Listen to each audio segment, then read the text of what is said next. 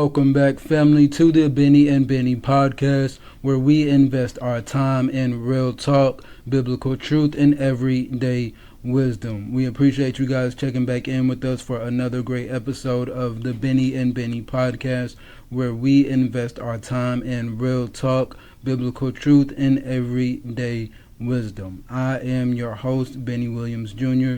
This here is my co-host, Bennie Williams Sr. The topic of this episode today is going to be you might not need a man. Again, for everyone listening, the topic of this episode today is you might not need a man. So, Bennie Williams Sr. This might be a tricky one. You might not need a man. So, just the title itself seems like something that two men probably shouldn't be talking about. Mm-hmm. It should be man talking to a woman or two women talking about it. But we want to break it down so everybody have a clear understanding of what we mean by that, and because there's some really positive things that we can pull out of that. So let's back up a little bit and talk about how we even got into this. And so we got into this because you started doing YouTube shorts with spoken word, what I call spoken word. You say poems, Mm-hmm.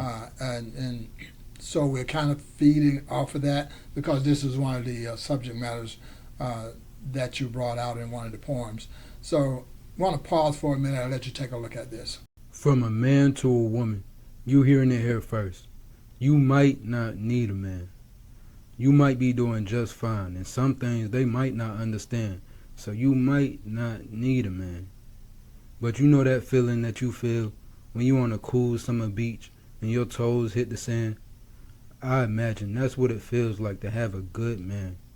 But you might not need a man. Are you ungrateful? Are you stable? Are you an able body? Are you able? I'm saying, to do what it take. You might want to be a wife, but are you more of a headache? These questions are for clarity, not to try to set the record straight.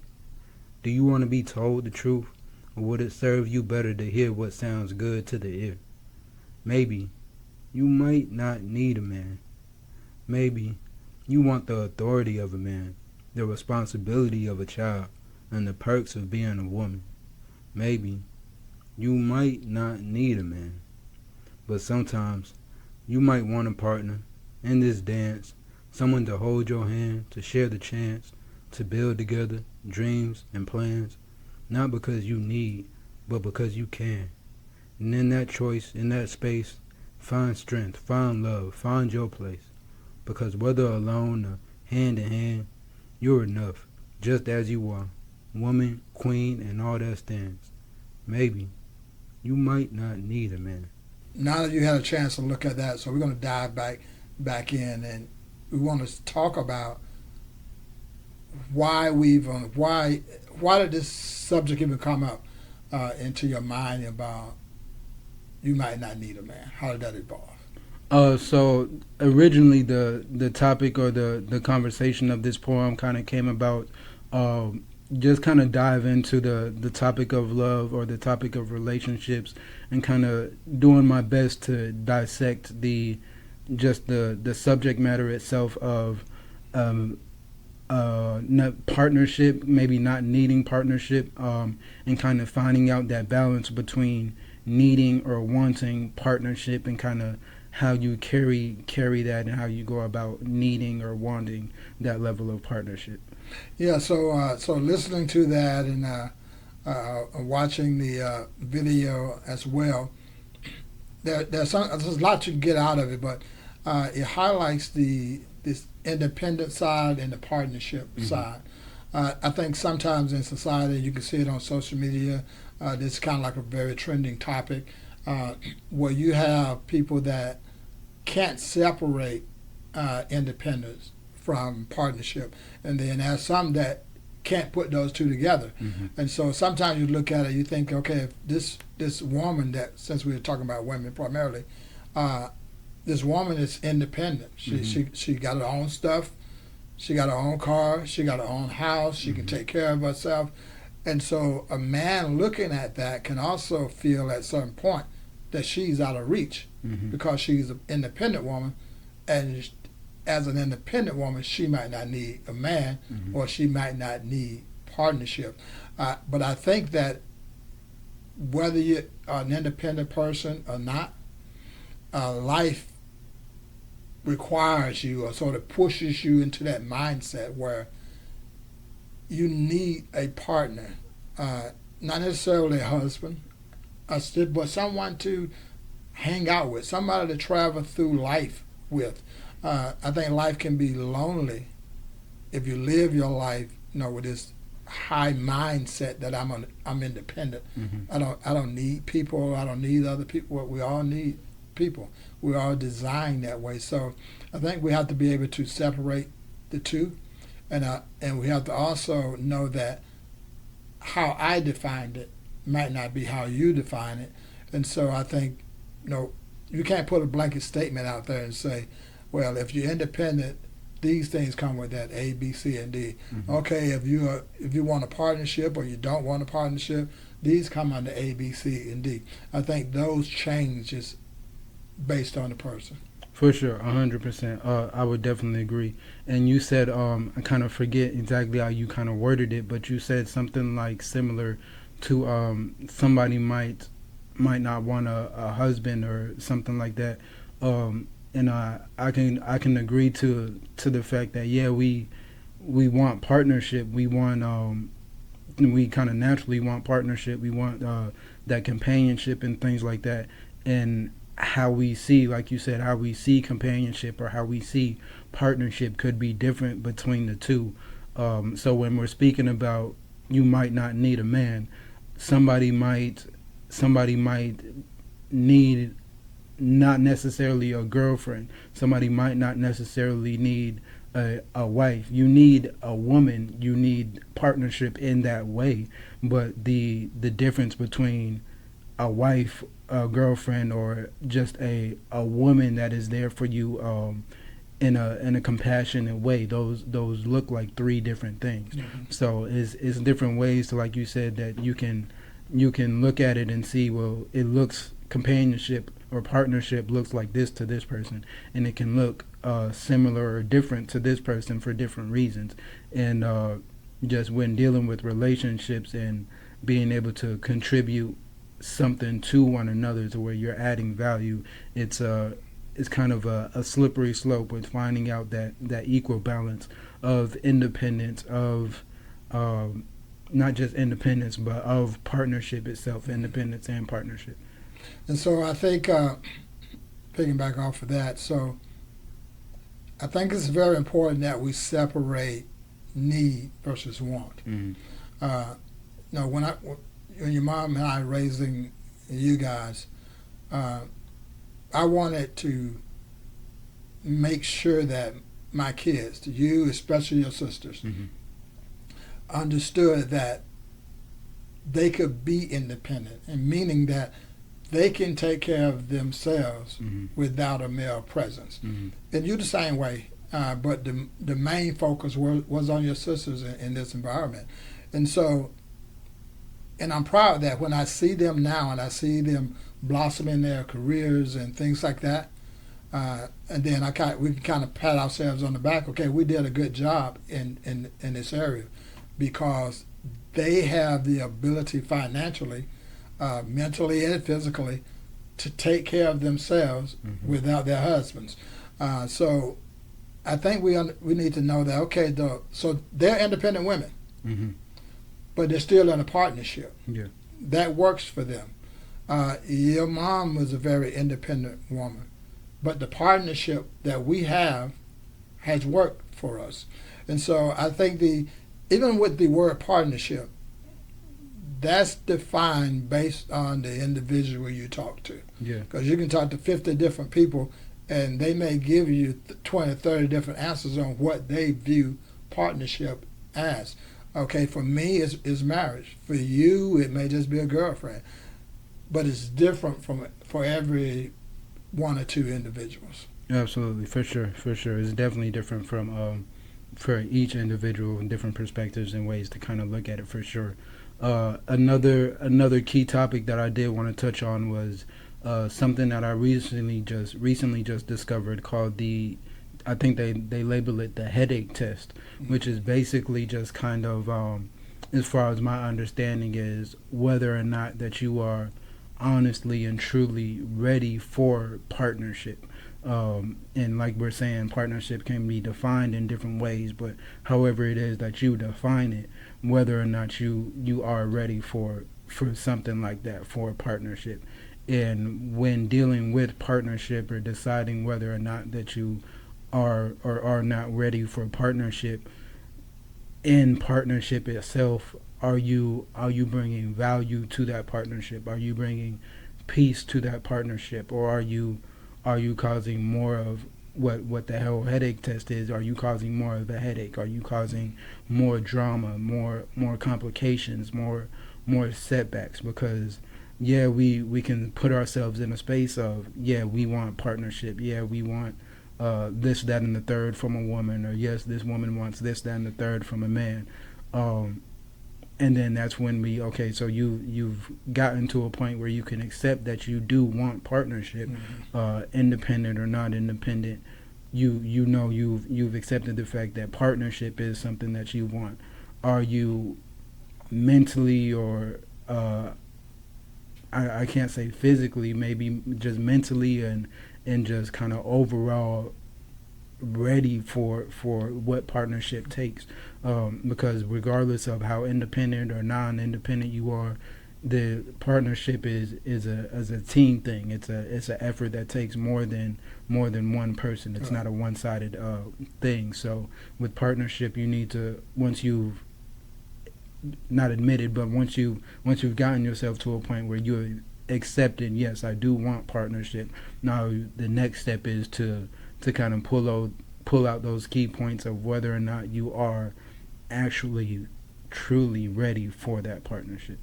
Yeah, so I think for me, from my point of view, and this a lot have to do with me looking at the lives of other people, and so I see, some relationships, both sides seem very happy every time you see them. They still love and they care about each other a lot.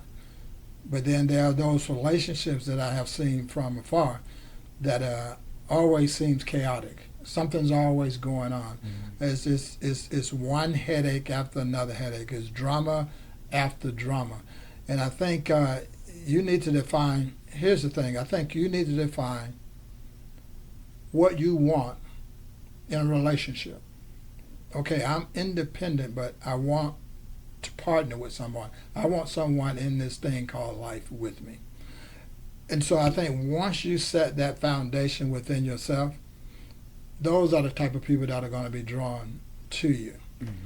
But if you've been in those relationships where there's a whole lot of drama, then it makes you a little reluctant to even get into a functioning relationship, where you bring positivity into the relationship, so one side is not left feeling like you don't care about me as much as I care about you. We're not dealing with the drama. We're just trying to keep peace in the home. And for me, the most peaceful place on this planet is in my house, and it has to be, because there's so much drama going on outside the house that you need to have peace when you get home. I mean, you can just drive. I can drive here to your house, and all the craziness that's going on the highway, and you get finally you get home. You're relieved that pressure, that anxiety that you felt coming to your house is gone now, because now you're in a place of peace. And I think in a relationship, that's what we want. So, a man wants, or a woman wants, if they go to work and they do what they need to do at work, and they're stressed out by that, but when they get home, now I can rest in the peace. But if you are in one of those relationships where there's drama, then you got drama at work, and then you come home, you're still drowning in drama. Absolutely. I definitely agree with your home being your safe haven, or your place of peace. And when dealing with this topic of you might not need a man, if we are in this generation, I think things have changed so much from my generation to yours. But if we're still dealing with the kind of traditional roles of what I grew up seeing, and I think what you have instilled in me and probably grew up seeing as well, was just traditional roles of, yes, both people work the job, or the man and the woman work the job. The man kind of most likely took on more pressures of the job, probably put on more pressures of the work hours or the bills and kind of the heavier workload. And the woman did her part in taking on that workload and things like that as well, but also played her part as far as the maintenance at the house and things like that. And this is different for everyone. Like I'm saying, is kind of the more traditional, more quote unquote old school roles that we're playing. The woman cooks, the man takes out the trash, kind of stuff like that. So if we're playing those traditional roles, again, it comes back to the previous question before. You're saying, okay, you've accepted that you want or need a man, whichever of the two you've accepting that. Now it comes back to the same question: Are you mentally, are you really prepared for that partnership? Because like we said before, it's a two-way street. The man has a financial responsibility. The man has a emotional responsibility towards the woman. The man has, if there's family outside of them involved, kids and things, he has an emotional responsibility towards the children. And the woman also has those same responsibilities, maybe not to the same extent, in different areas, but like you said before, it's never a 50-50. It's never I go this way and you meet me halfway every single time. Sometimes the one person, the man might be a little stronger on these days. The woman might be a little stronger on these days. The man might need more assistance with this on these days. The woman might need a little less assistance with this on these days. But you need to be able to work together, to come together and figure out that equal balance between the both of you, so that there is peace in the home, so that it is a drama-free environment, and you're able to work past the just all the mess and carry the responsibilities that people naturally carry when they're dealing with relationships. Okay, and so get back to the subject. You might not need a man, and then we said, but do you want one? In a relationship, it can't ever be one-sided, where one person feels like they have all the authority to do whatever they want to do, say what they want to say, and go wherever they want to go. This has to be a shared environment. As I talked about earlier about the independent woman, so when I think about, so let's back up. So the strongest independent woman that I have ever known was your grandmother, my wife's mother. There's, I mean, no one else that I have known in my life even come close to that. She had a sense of, now she likes partnership, but she was an independent woman. Yeah, if you want to do some things, yeah, I can do something, but I can take care of myself. She was an independent woman like that. And your mother is just like that. She might not see it, but she's just like that. And I hear her say some things, I see her doing some things, and her mother, she's gone now, but she flashes back in my mind. I said, she's just like her mother. But that's because she's not just an independent woman, she's a strong independent woman. But for me, I'm fine with that. We still can have this magical partnership in spite of her, even with the strong desire that she has to be independent. And so when I look at things that I do, especially when I'm writing something, and I share it with her, She's my biggest supporter and my biggest critic. What I mean, if it's good, she say, okay, this is good, but maybe you need to do this, or maybe you need to take this out. And when she first started doing that, it bothered me. I'm like, you know the time I put in to do this? How much effort is it ain't yeah. good, you know. But then I began to appreciate that, because now a lot of the things that I'm writing, she gets to look at it before the public does. And so she tells me, okay, you need to tweak this, change this, take this out, and stuff like that. So I kind of look at it from a different point of view, because what she's doing, she's helping me to be a better person in that arena. And so I think if a man can find a strong, independent woman, that's not a negative thing. That can be a very positive thing, because now you can lift each other up. Being independent doesn't mean that you have it all together, that all your answers are right. Even the independent woman needs to be lifted and encouraged from time to time. But if you're really independent, I would tell a woman, never give that away. That is your strength. The fact that you know that you can survive on your own. Absolutely. I definitely agree with that. That was powerful to hear and kind of think about as you were speaking on it. So with that aspect, I kind of have the thought, or the train of thought of, yes, having a strong, independent woman is a good thing. It's not never anything to shy away from or anything like that. At the same time, like I said before, there's different people have their different strengths, and different people have their different weaknesses, and things can kind of fluctuate from day to day or from week to week. You have different pressures of the world and things like that, and some things can weigh heavier on other people and stuff like that. Everybody needs some level of encouragement. Everybody needs some level of uplifting and things like that. So if a woman or a man is at a point in their life where they aren't the most solid, independent, most strongest go-getter or things like that, I think that, me personally, it's still something that is achievable. I think being independent is a major key of something that you want to strive to be. Being able to take care of yourself is a major key that I think should try to strive to be. Do your best to be that, to be independent, to be strong, to be able to take care of yourself. Because at the end of the day, that's what independency is.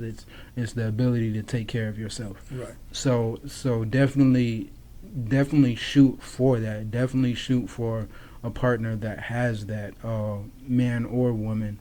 However, if they lack that independency, if they lack that strong go-getter mentality or motivational spirit, I think that is something that still can always be crafted or molded into that person. It kind of goes back to a lot of the things we talked about before. I think that's at the end of the day, it's that person's personal choice. It's that person's personal willpower, their own decision making.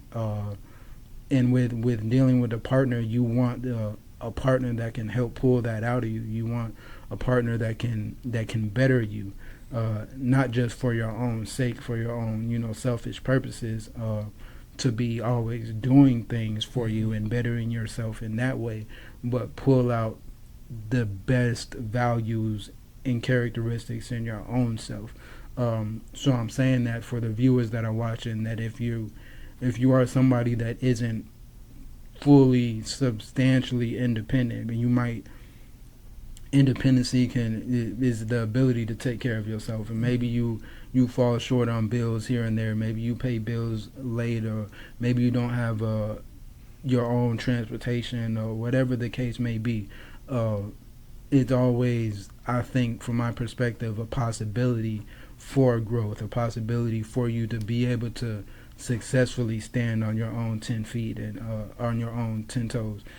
I hope you don't have 10 feet. Your own ability to stand on your own 10 toes and willingly take care of yourself. I think once you as hard as that might be for some people, I think once we kind of get ourselves to that point, it's a fulfilling emotion that we're able to carry with us, saying that, okay, yeah, I can do this. Yeah, I can get up and make things happen for myself, and I can add more value than what I've been adding to my partner. And yes, they see me doing this, and now they again add more value into me. It's kind of you water me, I water you back, type of situation. And I think that's always a possibility.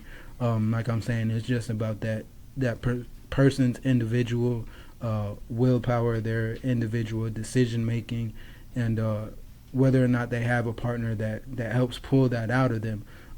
It's always a possibility to reach that point. Yeah, so we're going to end on this note. So you might not need a man. So I think it's important that we end with this. Whether you are a strong, independent woman or not, whether you want companionship, whatever that looks like to you, or not, you've been designed and you've been crafted to be placed on this earth. You are enough all by yourself. Absolutely, absolutely enough by yourself, absolutely enough for yourself. Self-love is the most important love. So we appreciate you guys once again for checking back in with us on Bennie and Bennie Podcast. This was the episode, You Might Not Need a Man. You can always check back with us on all of our platforms, YouTube, TikTok, Instagram. We will be here every Friday. That's Bennie and Bennie Podcast, real talk, biblical truth, and everyday wisdom. We'll see you guys next week, y'all.